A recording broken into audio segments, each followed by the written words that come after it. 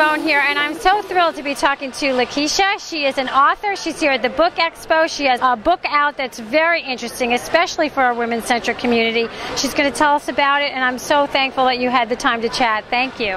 Thank you for having me. I'm really excited about the new book, Iconic, Decoding Images of the Revolutionary Black Woman. And what's really important for me, as the author of this book, to really examine how African American women have been portrayed, and specifically some of the stereotypes that have been used against public figures, African American women who have prominent positions, such as Michelle Obama, for example. And so part of what I'm doing is looking at how the image of sort of the angry black woman or the revolutionary black woman gets used when these women are when they dare to speak truth to power, right? So that's sort of the goal with the piece, but I cover a lot of different genres. I talk about film, I talk about literature, music, so it's somewhat comprehensive, but I try to focus in on the 70s through the early 90s.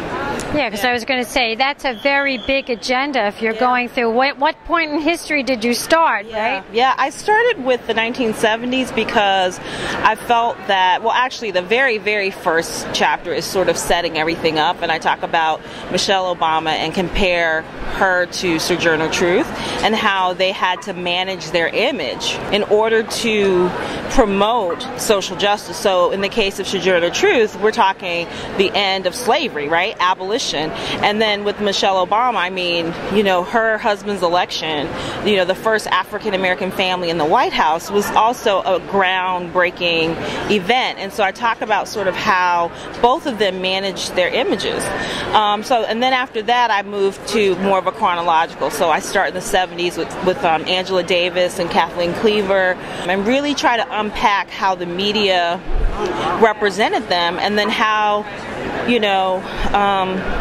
they negotiated that. And I think one of the important things about the book is it makes people think about how our society has these stereotypes of different women.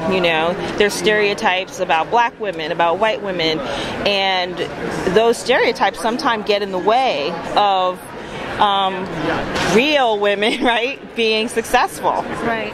I was just thinking as you were talking that the book may have a focus on black women, but every woman has had these issues that they've had to deal with, and every woman, I would imagine, could benefit from how, learning through your eyes of how these other people have managed, like you said, their personas, their public personas, all to the benefit of all of us, because we all need help. That's right, absolutely. I mean, I think, a similar book could be written about any other group of women. We can look at, for example, the way Hillary Clinton was covered during the election, or even someone like Sarah Palin, right? So, I mean, what kinds of questions were raised for them that weren't raised for their male counterparts, right? Whether it was what they're wearing, are they going to be able to balance family with, politics and all that. So, I mean, I think those kind of pressures are on women in our society, and I think you can see that through the images and the discourse that plays out in the media.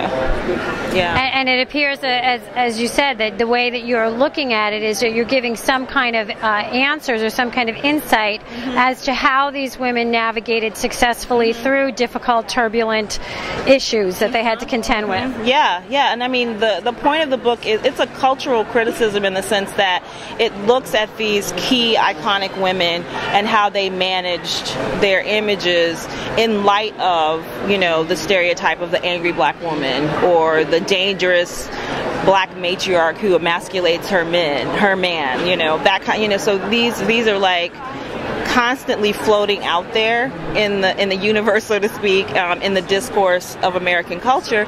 And it's interesting to think about how black women navigate that space. Well, thank you so much. I'm very eager to read the book.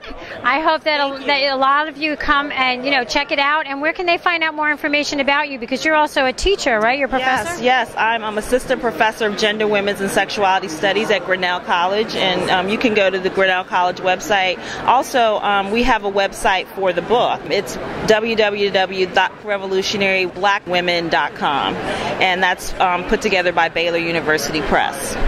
So, yeah. Okay. Yeah. Great. Well, thank you so much, and good luck. Best of luck with everything. Thank you.